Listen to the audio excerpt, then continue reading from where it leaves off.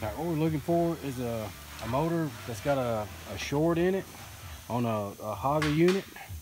And the easiest way to do this is take a multimeter, set it on DC voltage, which is your one line and a dotted line.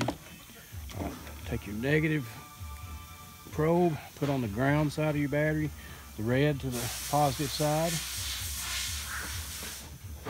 Okay, now we'll read battery voltage. This battery is reading 12.96 volts.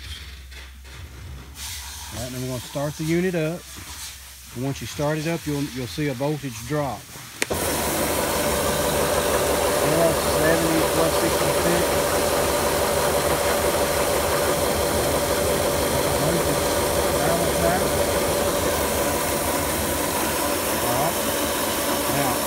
See, when I load the motor up, you're going to see the voltage drop even further. Release it, the voltage will climb back up. As you load the motor up, you're drawing more volts from the battery. Now, start your unit up, and as you're running the unit, disconnect one wire from each motor one at a time.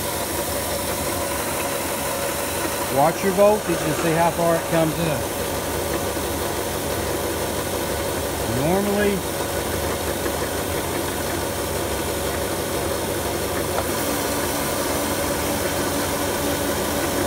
what you should see is an increase of a couple hundredths of a volt. Okay? Now, go to your next motor. Disconnect one wire from it. Look at your voltage.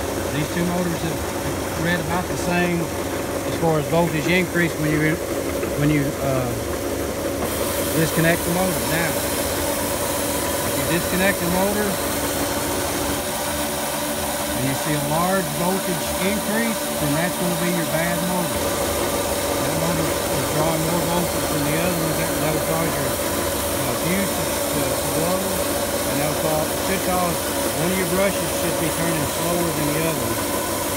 That's how you check for a bad motor. If you can get a clamp style amp leader, what you can do is just clamp this around your motor leads and check your amperage draw.